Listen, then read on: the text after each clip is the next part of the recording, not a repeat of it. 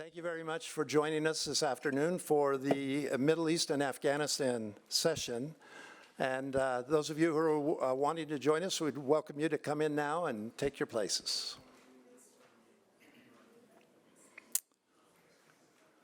My name is David Kirkham. I'm a senior fellow here at the International Center for Law and Religion Studies.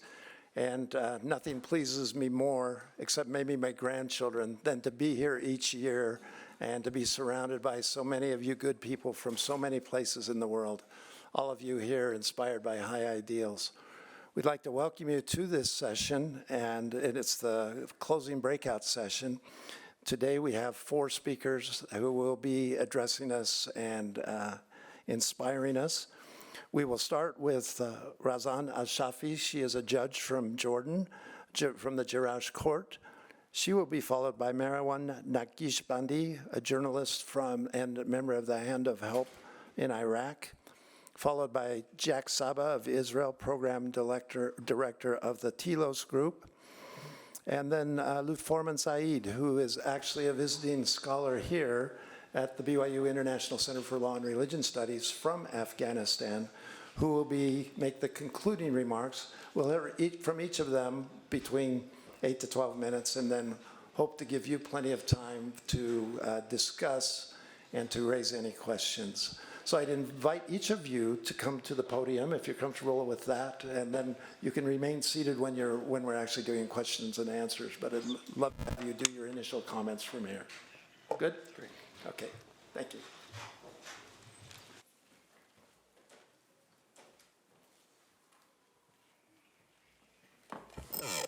Good evening, all. Let me first give you a brief of my country, Jordan. Jordan is committed to protecting religions, freedom, and fostering coexistence among different faiths. The Constitution in Article 14 ensures the right to worship without discriminations. Honestly, in my country, it is normal to hear the call to prayer from mosque and church built in the same neighborhood.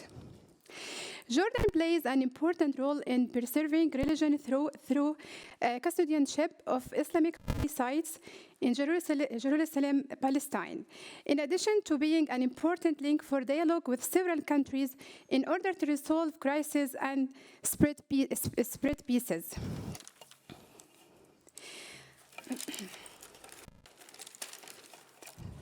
The relationship between religion and law is an important topic.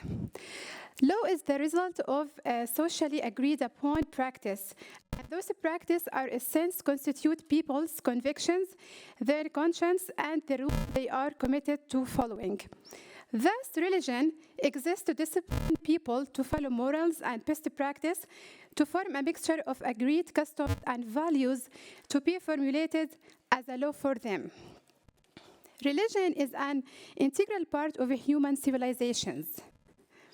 When we're talking about civilization, the most important thing is formations of generation. Let me tell you now this short story. After the end of the World War in Japan, Nestle decided to promote its products there. But they didn't succeed because of the Japanese love for green tea. They tried this several times, but they failed. And the company consulted a French psychologist. The scientist was convinced that changing the conviction of Japanese from green tea lovers to coffee lovers must begin with a new generation from Japan. And the method was to link childhood memories with the smell of coffee. Nestle company manufactures coffee-flavored caffeine-free products for children like bonbons, especially the age at which a child mind begins to form memories. When the generation grew up, it linked its subconscious mind between childhood memories and love of coffee. And now Japan, it is one of the highest countries in coffee in the world. The moral of this story is the importance of controlling the type of content because it will form our memories and will be determined our thoughts and behavior in the future. I see that the most important concept that should be directed to the child in order to create a generation that accepts religions are tolerance instead of revenge, cooperation instead of selfishness, accepting negative criticism, and not taking a hostile stance if it's received. When we are talking about rights and freedom in the Middle East, unfortunately, there is some misconceptions that are adopted here. For example, the concept of absolute freedom, that every human being is free to do what he wants, and no one has the right to criticize or advise. Giving a person freedom of choice is something that is not disputed, but doesn't mean we are all the time right. For example, if we choose to eat a donut instead of an apple, you are free, but that doesn't mean you are right. Yeah. The freedom and acceptance are two interconnected concepts, otherwise becomes an obstacle against development. And when we are talking about the new generation, there is a question we must ask here. What is the future of freedom in the age of metaverse?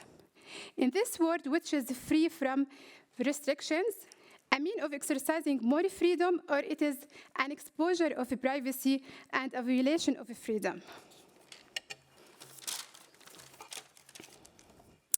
There are many forms of automatic discriminations happening every day in this world, on basis of religion, races, or thoughts. They are practiced daily through generated AI, for example, deleting comments, closing accounts, or creating algorithms through the world that follow specific people and spread false ideas without any relying international standards that are criticized by equality for all religions and cultures. No one today from us all invited, without an event in this event unless he or she is influential. There is a shared and universal responsibility on each of us to spread the idea of tolerance and defend the exercise of freedom, even the violations happens in a country with which we don't agree intellectually or ideologically. We must affirm that everyone has the right to have identity. Your identity is not just your name or your social number. Your identity is your religion, your thoughts, your history, and your morals. We must remember that the declaration is called human rights. So we have to have the human equalities at first, then demands for our rights and freedom. As Prophet Muhammad said, I was sent to perfect good morals. Thank you so much.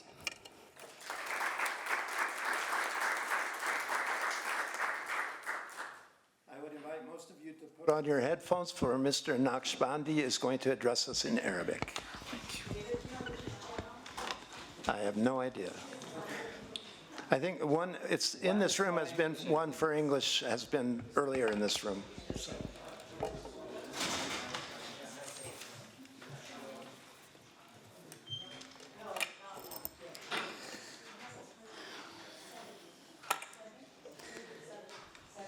Good evening, everyone.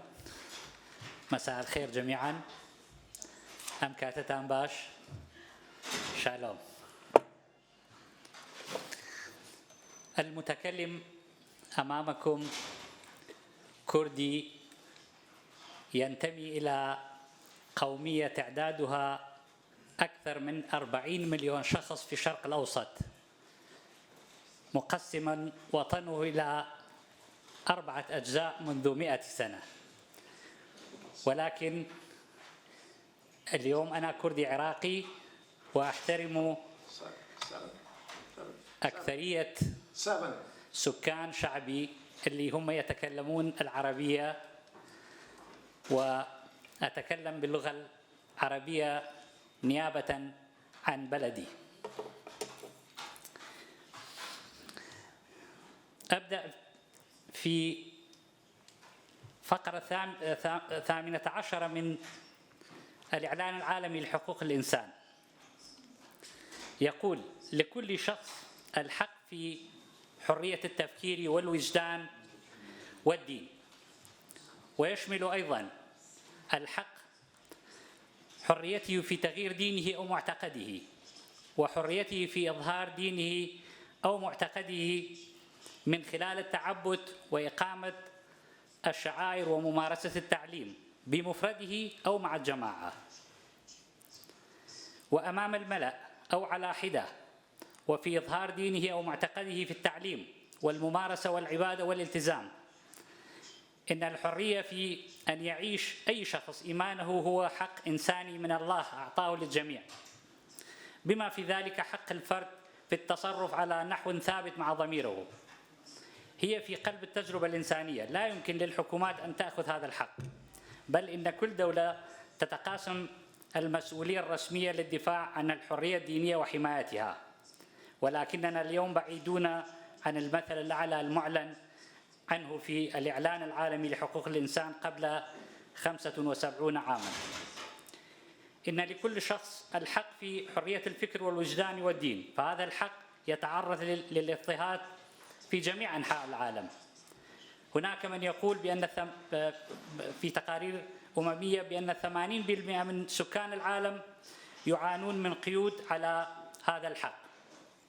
إن الاضطهاد والقمع والتمييز على أساس الدين أو المعتقد أو عدم الإيمان هي حقيقة يومية بالنسبة للكثيرين. إن الدفاع عن حرية الدين أو المعتقد هو مسؤولية جماعية للمجتمع العالمي. فالحرية الدينية ضرورية لتحقيق السلام والاستقرار داخل كل مجتمع وكل دولة وفيما بين الدول أيضا. عندما تكون حرية دينية محمية تزدهر أيضا حريات أخرى مثل حرية التعبير وتكوين الجمعيات والتجمع السلمي وعدالة القضاء، وتساهم في حماية الممارسة الحرة للدين بشكل مباشر في الحرية السياسية والتنمية الاقتصادية وسيادة القانون. بينما نجد في غيابها الصراع وعدم الاستقرار والإرهاب. سيكون عالمنا مكانا أفضل أيضا عندما تزدهر الحرية الدينية. لقد كان المعتقد والتعبير الديني الفردي والجماعي عنصرا أساسيا في ازدهار المجتمعات عبر التاريخ البشري. يلعب أهل الإيمان دورا لا يقدر بالثمن في مجتمعاتنا. الإيمان والضمير يحفز الناس على تعزيز السلام والتسامح والعدالة ومساعدة الفقراء ورعاية المرضى والتسريع على الوحيدين والانخراط في المناقشات العامة وخدمة بلادهم. الحرية الدينية هي حق إنساني شامل وعميق المدى، يجب أن تدافع عنه جميع الشعوب والأمم ذات النوايا الحسنة في جميع أنحاء العالم. اسمحوا لي أن أتكلم عن تجربة إقليم كردستان العراق في هذا المجال، لأني ساهمت شخصياً في سن القوانين وتعديل القرارات وإصدار قرارات أخرى حول مسألة حرية الدين والتعايش السلمي بين المكونات الدينية والطائفية والقومية. مثال على ذلك: أولاً، تغيير اسم وزارة الأوقاف والشؤون الإسلامية إلى وزارة الأوقاف والشؤون الدينية بقرار من برلمان كردستان، وهذا في بلد أو في إقليم يتكون 90% من سكانه من المسلمين. ثانياً، سنة 2015 لما كانت داعش في ذروة انتصاراته في العراق وسوريا، صدر قرار من برلمان كردستان حول حماية حقوق المكونات الدينية والقومية. فرغم أن القانون لا يستند إلى شروط جزائية في حال استهداف الأقليات الدينية والطائفية والقومية، ولكن كان في وقته مستندا قانونيا ومعنويا جيد لا مثيل له في منطقة الشرق الأوسط، كون أعطى القانون حق حرية ممارسة العبادة للفرد والإعلان عن دينه في أي وقت، وبإمكان أي شخص من الأقليات الدينية أن يسترد أملاكه بقرار من المحكمة إذا أثبت إن ملكه واغتصب منه لأسباب دينية أو قومية. ثالثاً، تمكنا في إلغاء حقل الديانة في البطاقة الوطنية للعراق سنة 2016، حيث كان يقتل الأشخاص حسب الدين والمذهب والاسم والقومية من جماعات الإرهابية والميليشيات المسلحة الخارجة عن القانون. ولكن مع هذه الإجراءات والقوانين الجديدة فهناك تلكؤ واضح في تنفيذ هذه القوانين، والقرارات بسبب التدخلات الإقليمية وعدم وصول روح القوانين والقرارات الحكومية حتى الفتاوى الدينية إلى القضاة والمحاكم المختصة. وأيضا هناك مشكلة وتضارب في تنفيذ وتفسير مواد وبنود الدستور العراقي حول مسألة حرية الدين والمعتقد والديمقراطية. وفي الآونة الأخيرة والسنوات الماضية بسبب انتشار ومعالجة كوفيد-19 وثم انسحاب القوات الأمريكية من منطقة الشرق الأوسط وتسليط الأضواء على حرب روسيا وأوكرانيا وتغييرات المناخ والتصحر في مناطق واسعة في الشرق الأوسط والعالم، أرى تراجع واضح في اهتمام بحق الحرية الدينية والمواطنة الحاضنة للتنوع. ولم يعد مواد وبنود الإعلان العالمي لحقوق الإنسان من أولويات الأنظمة الحاكمة في الشرق الأوسط. إذن نحن بحاجة إلى الخطط وأفكار وآليات جديدة حتى نسترجع أهمية حقوق الإنسان وحقوق المرأة وحق العبادة والحرية الدينية إلى أروقة المنظومة الدولية واهتمامات دولنا على مسألة حرية الضمير والدين. ويكون هذا بالخطوات التالية: أولاً، تغيير أو تعديل المناهج التعليمية والتربوية في دولنا. ثانياً، إبراز قصص إيجابية حول التعايش والتسامح بين المكونات الدينية والقومية عن طريق الإعلام والمؤتمرات الدولية وتكريم الشخصيات المؤثرة في مجال الحريات الدينية. ثالثاً، الاستفادة من المعاهدات والمواثيق الدينية والإنسانية بعد تفعيلها. رابعاً، تكوين مجاميع وجروبات دينية وثنية في كل دولة وحتى في الأقاليم والمجتمعات، حيث يكون في كل مجموعة ممثلين عن الديانات والقوميات والمذاهب المختلفة في تلك البلد أو الإقليم. يتدخل هذه المجاميع في أي مشكلة تحدث بين المكونات. ولدينا في هذا المجال تجربة جميلة جدا، ولدينا القصص الرائعة في التعايش في إقليم كردستان العراق.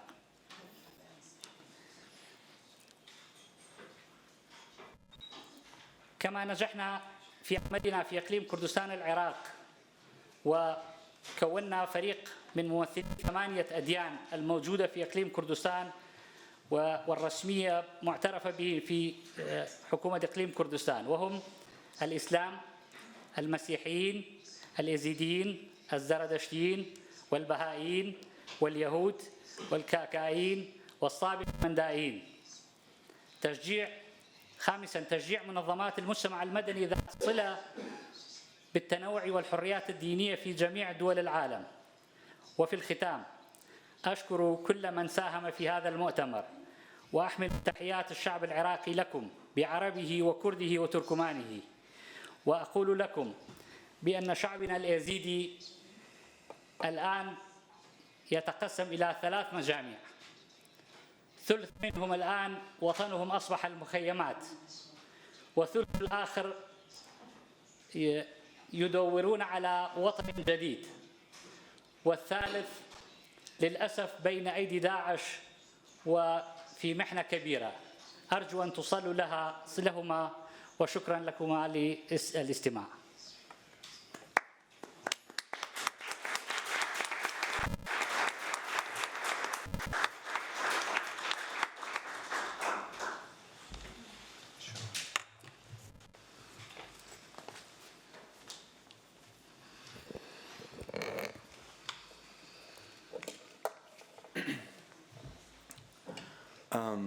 I first want to start with a sincere appreciation for including me in this special symposium at this very landmark year, as we celebrate 75 years of the UDHR. From what I've learned, it's not usual that we have practitioners from our part of the world in Israel-Palestine participate in the symposium. I don't assume that this is an intentional exclusion. I know that there have been participants in the past, but I bring this up because in a place where territorial ethnic conflict, religion, and human rights are all colliding, I think that it is essential that we are, as Israelis and Palestinians, included in this conversation. So thank you again for the invitation. My work for the past 9 years has been in the education of American communities, community leaders regarding the conflict in Israel-Palestine, through curating programs that go kind of back and forth between Israeli and Palestinian homes and speakers, with the aim of participants getting a holistic picture of the intricacies of the conflict in Israel-Palestine. So here I am now at a conference celebrating the Universal Declaration of Human Rights. What else can I speak about other than the continued persecution and colonization of Palestinians? I myself am a Palestinian national, yet I'm also an Israeli citizen. With that, I have the privilege of being exposed to both societies on a day-to-day basis. The reason I mention this is because many outsiders tend to think that the solution to this issue is being strictly pro-Israeli or anti-Palestinian, or strictly pro-Palestinian and vilifying all Israelis. As an insider who has spent the last decade in and out of Palestinian and Israeli homes, from the left to the right of the political spectrum, I say that this is an oversimplification that doesn't do any of us any good. Because aside from the politicians, when you sit with average citizens in Israel and in Palestine, on the Israeli side, you hear a narrative that Palestinians just don't want peace. They don't want Jews in the land, and will send their young people to conduct acts of terrorism against them instead of looking to their future. On the Palestinian side, you hear that Israelis are pushing forward with colonization and don't want Palestinians on the land through a violent occupation that dominates every aspect of their daily life. And they'll go and list those human rights abuses. And oftentimes, as I've walked away from these meetings, I've asked myself, how do you bridge the gaps of these two narratives, or lived realities, so that the next time there's a news item where the other is hurt, the opposing side can have empathy and understanding rather than doubling down into its own narrative. Now, don't get me wrong, this is no way to say that both sides are at fault, and if only both sides can reduce the tensions and come together, as we often hear from several American administrations, because the dynamic between the Israeli government and Palestinians is not symmetric. And the responsibility to ease tensions therefore lies on the side that yields more power in this equation. And today we have before us a turning point, as I view it, in the conflict.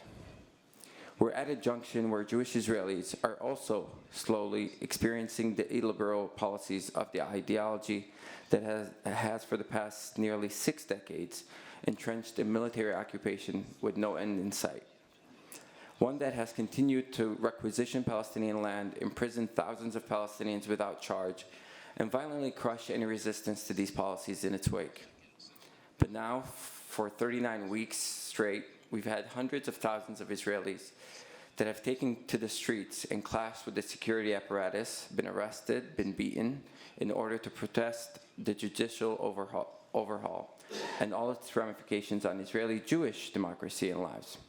And every week, more and more Israelis are drawing the connections between the illiberal policies of military occupation in the West Bank, drawn up by the same political figures that have been weaponizing Judaism for increased settlement expansion and dispossession, and the policies weaponizing the faith taking place within Jewish society against secular Israelis, women, and those in the LGBTQ+ communities.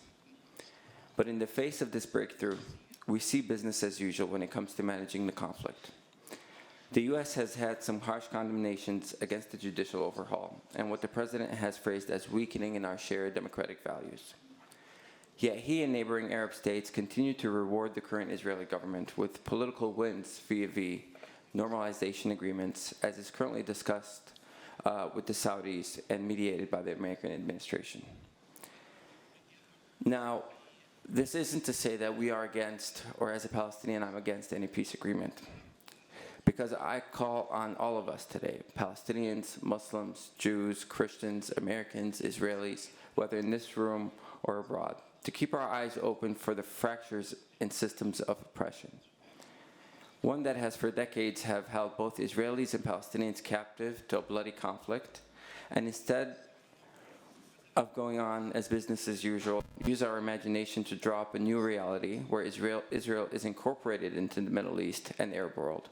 But it is incorporated because it has ended military rule and given Palestinians human dignity as they travel to school and to do business across the West Bank and Gaza, as well as establish equality and true democracy for Jew and non-Jew alike. Because if we don't seize this moment and continue to conduct life as usual, we in turn empower a dangerous force of autocracy and undemocratic rule built on human rights violations and aiming to establish one Israeli state between the river to the sea. So thank you so much for listening and taking the time to hear me out. Appreciate it.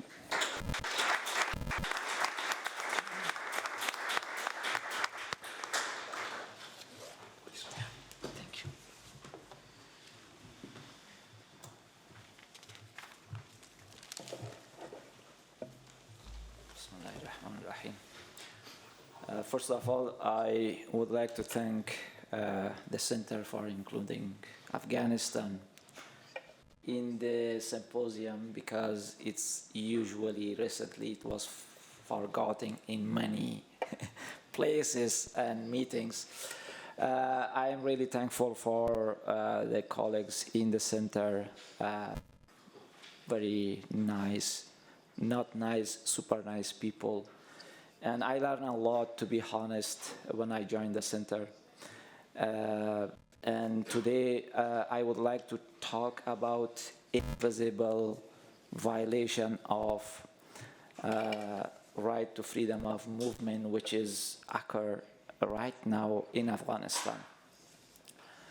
The status of freedom of religion is very clear in the Quran. I will just mention few verses of the Quran with the translation to be clear how the Quran that we believe it's the word of God, it's sent down by God to Prophet Muhammad, peace be upon him, and how far we are from this book as a Muslim society. I am talking generally about many places in the Islamic world. Then I will shed light on the status of Afghans, especially those they are Muslims and believe at the same religion, same book as the authority right now in Afghanistan, in Kabul, Afghanistan. The Taliban, I mean, they have the same religion, the same faith, the same school of thought, but still many others, they understand differently or they think differently. That's in the same book. They cannot live, they cannot be safe, and they must leave the country, or they cannot go back to country because only they think differently. That's all. At the same text, scriptures. In the chapter 2, verses 256, it says, La ikraha fi din. There is no compulsion in religion. It's announcement of Quran. No compulsion. Everybody free to believe in anything. No compulsion. Chapter 18, verse 29, it says, فَمَنْ شَاءَ فَلْيُؤْمِنْ وَمَنْ شَاءَ فَلْيَكْفُرْ. وَقُلِ الْحَقُّ مِنْ رَبِّكُمْ فَمَنْ شَاءَ فَلْيُؤْمِنْ وَمَنْ شَاءَ فَلْيَكْفُرْ. Say, a prophet, the truth is from your Lord. Let people who will believe and let them who will reject the faith. Very clear. In other words, chapter 10, verse 99, it says, وَلَوْ شَاءَ رَبُّكَ لَآمَنَ مَنْ فِي الْأَرْضِ كُلُّهُمْ جَمِيعًا أَفَأَنْتَ تُكْرِهُ النَّاسَ حَتَّى يَكُونُوا مُؤْمِنِينَ. It's directly said to Prophet Muhammad, if it had been the Lord's will, all people on the earth will do. All people on the earth will believe in God. Whether then compel mankind against their will to believe. Like it's kind of warning to the prophet. Would you want to push people believe in what you say?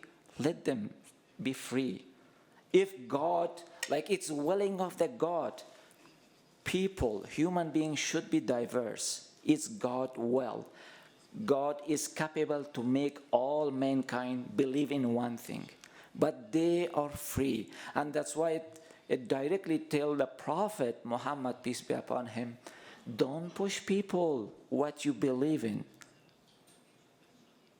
You are just say the truth. People are free whether accept it or reject it. In chapter 109, there is a chapter. The name of the chapter is Kafirun, non-believers. They reject faith. It is the name of the chapter, like one chapter in the Holy Quran named by those they reject faith. They didn't say bad things. Even a chapter in the Quran named by non-believers. And it says, O Prophet, say, O you that reject faith, I worship not that which you worship, nor will you worship which I worship. At the end of the chapter says, to you be your religion and to me mine. Very clear. And the last verse, it says, it is in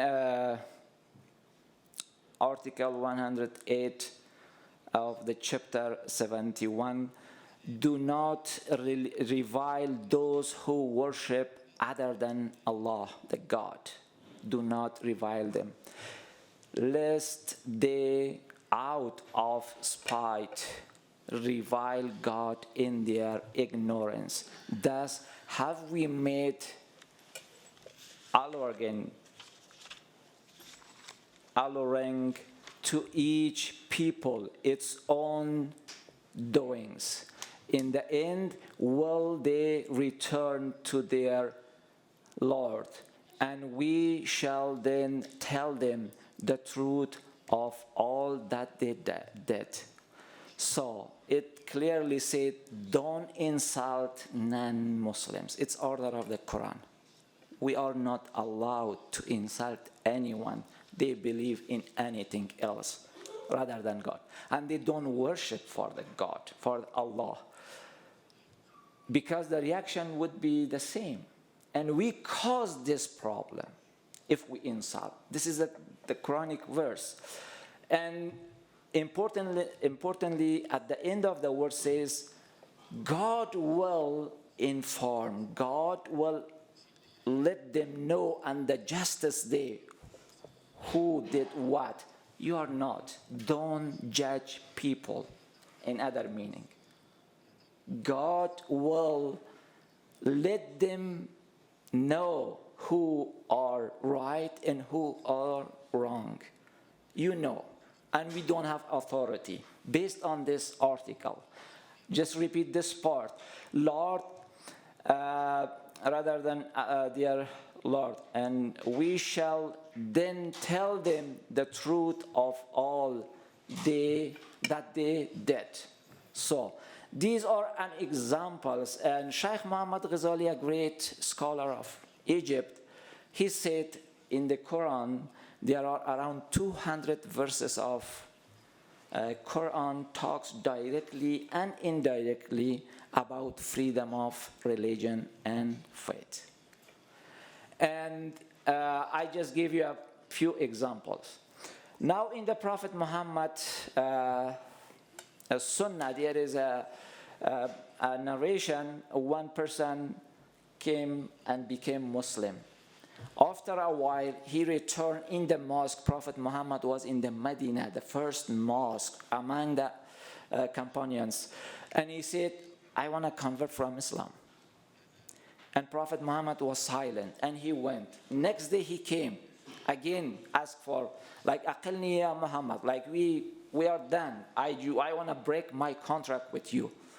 And Prophet Muhammad was silent. Third day, he again returned. And Prophet Muhammad silent. And the guy said, okay, I'm done. And he left Medina. And the people around him said, so what should we do? He said, just let them go. We don't have, according to my research, we don't have any single case that Prophet Muhammad punished or killed anyone convert from Islam at that time. No single case. But what we have it right now, according to our jurisprudence, almost in all schools, with some differences, anyone convert from Islam, he must be killed. Only in Hanafi jurisprudence, women should not be killed, but they should be imprisoned for entire life. So this is the difference we got when we come to not the first sources of the Islam. And I was using usually with Professor Sheriffs, once I talked, I said the only solution should be return to the main source. And I learned from the great Imam of Indonesia, Istiqlal Mosque, reread the scripture. And I add, we should carefully reread our scriptures, not only read it, because many people reading it. We should read it carefully, what is really in these scriptures. And now, in my country, I am Hanafi school follower, I am from Afghanistan, I am Muslim, and Taliban is Hanafi school followers. They are Muslim, they are Afghans. I am Pashtun, they are majority of Pashtun. But I cannot go back. Why? Because I think differently, or I understand the main source differently than them. And my colleagues, they are back in Afghanistan. I am in touch with them. They are suffering. Some of them got killed. Some of them got killed. Young Sharia professor in Ghazni province. He was my student. He graduated and became hired as an instructor and professor at Ghazni University.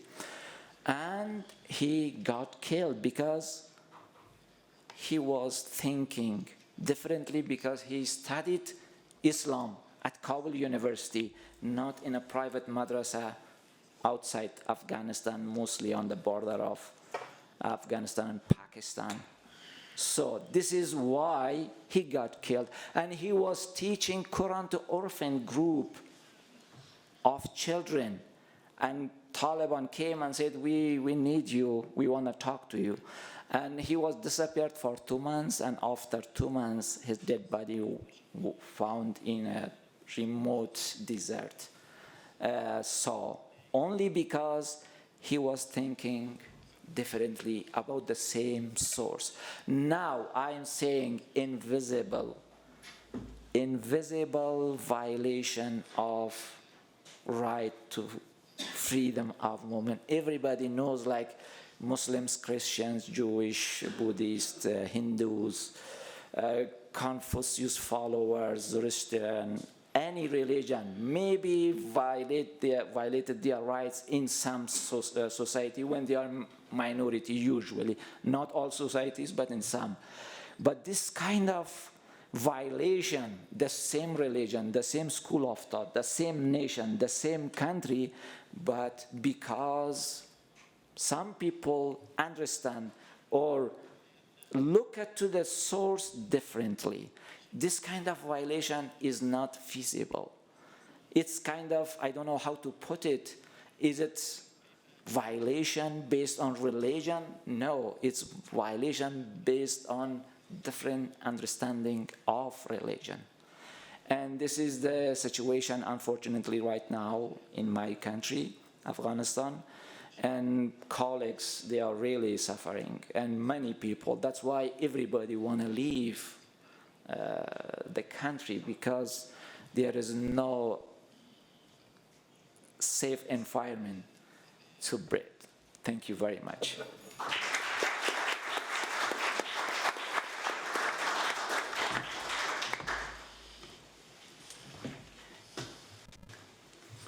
Well, thank you to all of you, not only for edifying and educating us, but for leaving us a few minutes that we can probe a little deeper into some of the things you've said.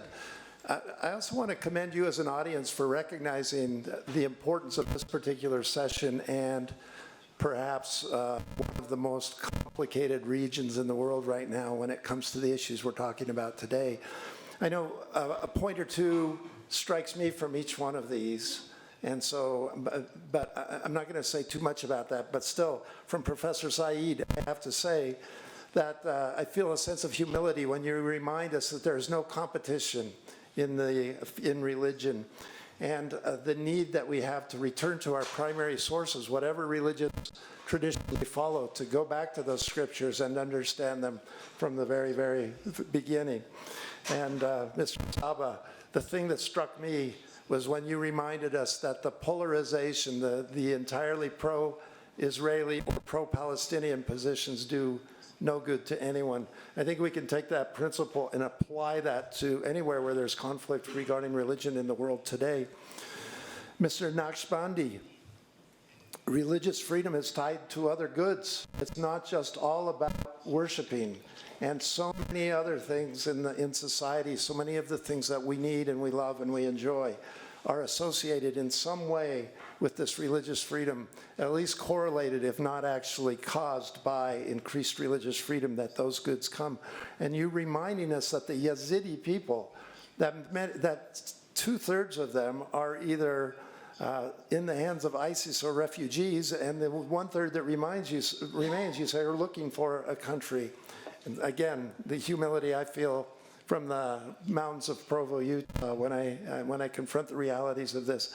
And finally, Judge AlShafi'e, I think your metaphor is going to live with me for a long time. I did not grow up having my childhood movies associated with the smell of coffee. But I say this in all sincerity, coming to this place now for many, many years, each year, and having the concept of religious freedom being associated with people coming from different countries, very, very complicated situations where in many cases the violence and the loss of freedom are real.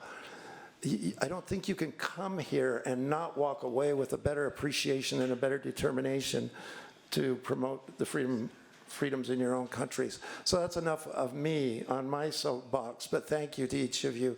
Now I'd invite any of you in the audience to address a question to the panel or to individuals on the panel. Yes, please. A question for Jack. As you've worked with this Israeli-Palestinian conflict for many years, are you now more optimistic or less that a viable solution will occur in our lifetimes?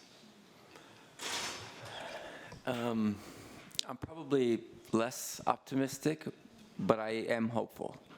I think being a pessimist is a choice where all your action, it influences your actions. Whereas I read the reality is not optimistic in terms of, the direction this current government is going, violence and tension on the ground that is increasing day to day, and religious polarization and the weaponization of religious factions. So all of that together is steering us into a direction where we're heading towards kind of a one-state reality currently, that is, outside of the two-state paradigm or any viable peace solution. But being on the ground and meeting with different actors and grassroots activists on both sides, you really see how human nature can prevail above all. And you look at the history of this country, you look at the Holocaust, and you look at over 6 million Jews were murdered in the Holocaust, yet there's an Israeli embassy in Germany and a German embassy in Israel. And so just being a student of history really shows us that nothing is impossible. So I'm always hopeful. especially when I'm surrounded by like-minded people. But we do have to put in the work. Thank you. Could I jump on that and ask you, if we focus on religious freedom, and as Mr. Naqishbandi has just said, and as I recalled, that there are all these other social goods that you've described that are currently lacking, but when religious freedom is increased, they tend to improve as well.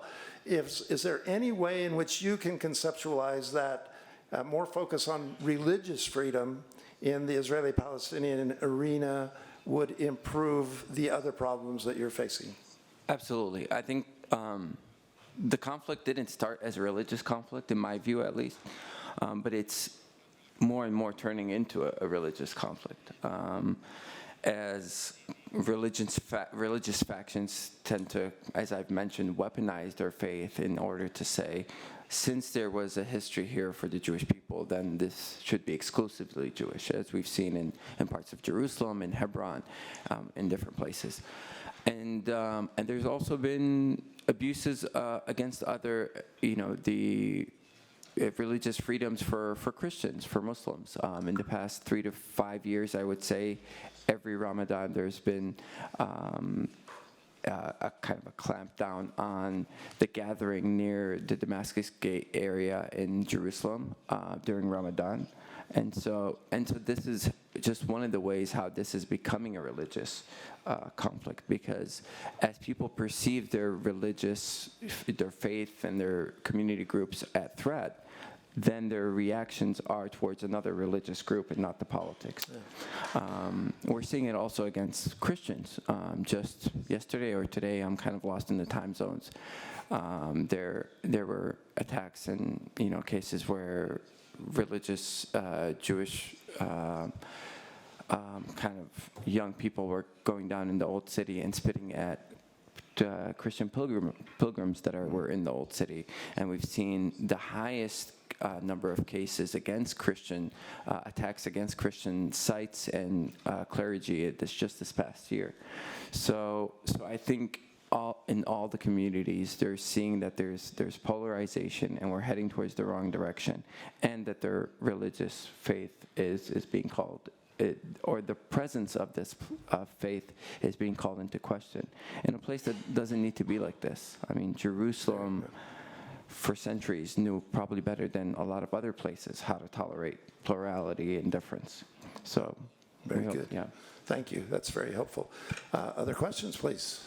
Yes.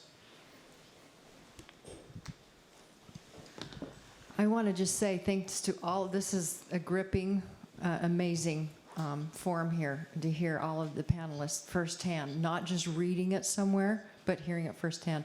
My question is for Mr. Naqishbandi. As a journalist, how do you keep creating and sharing this message at the risk of heavy critiques in your country? I mean, what a brave thing you must do at times. And not that you have to give up your secrets, but how do you balance the concerns from critics, but yet keeping the message alive?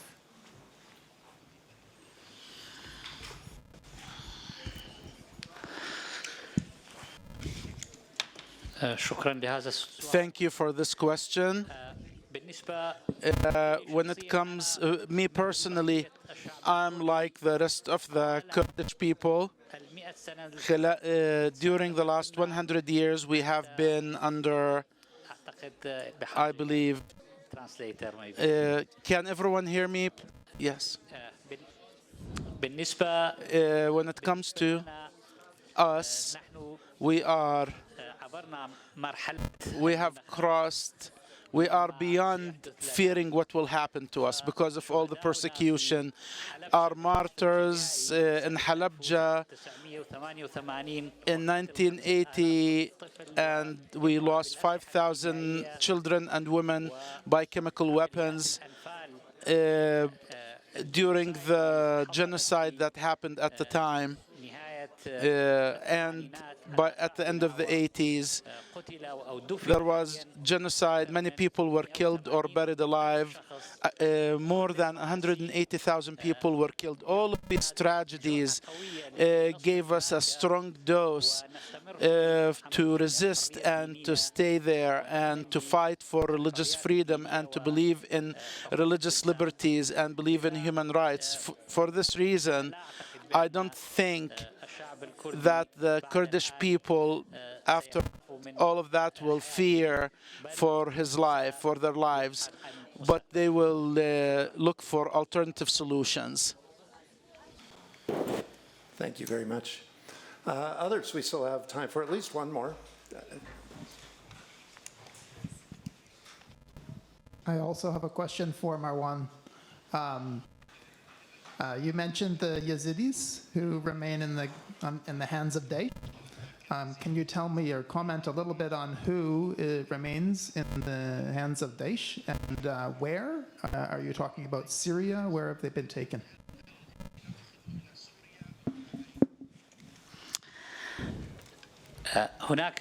There is a great number of women and children. Yazidi women and children are brethren and sisters, Yazidi Kurds who are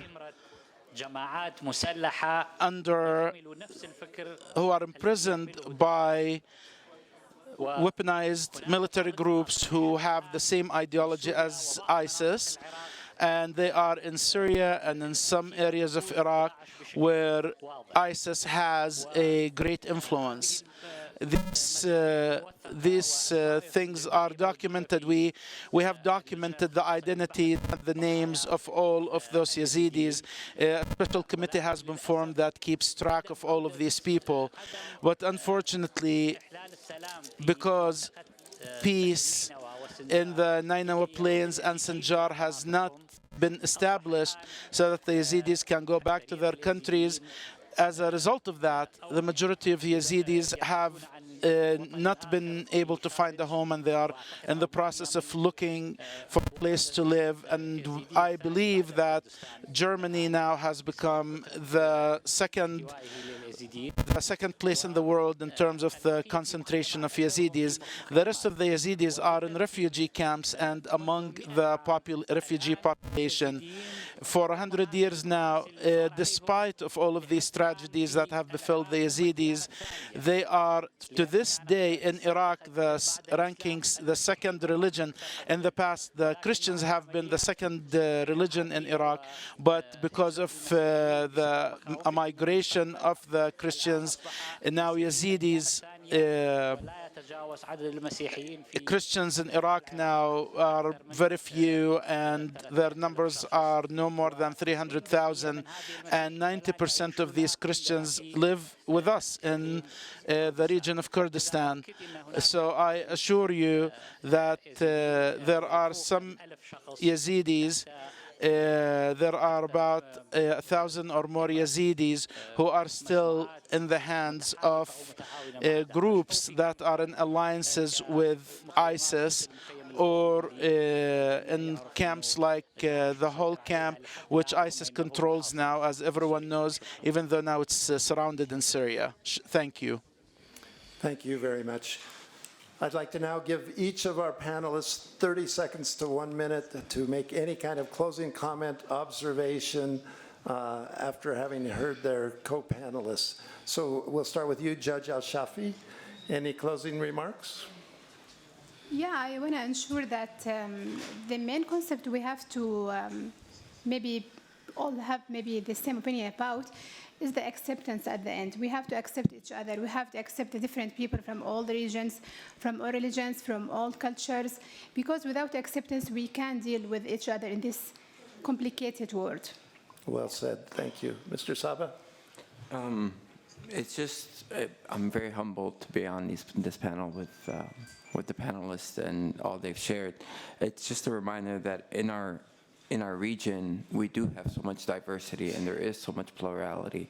And over the past century almost, it's been really fragmented, and there's been a lot of fighting, but it cannot exist in any other way, but this is the natural fabric of our region. So I do hope that we are able to figure out a way to make it so. Thank you. Excellent reminder. Mr. Naqishbandi. أنا أشكر I thank BYU مؤسسة ستيرلينغ and the Sterling Foundation for this important occasion, and I believe that during the last 30 years I've participated in scores of symposiums. I haven't seen a conference that spoke seriously and clearly about all the problems and issues that we face in terms of religious freedom and human rights. I really wish that each one of us will learn from what we learned here, things that we can use to build a more positive world and a more advanced world. Thank you again for a positive note. Finally, Professor Saeed. Besides being thankful for the center and colleagues for having me, I just pray for God usually that every follower of every religion become the true follower of their own religion. If we have this truth in our heart, the world become much more peaceful. That's all. Thank you very much. It's been an honor to join you. Would you all please help me thank them by a show of hands?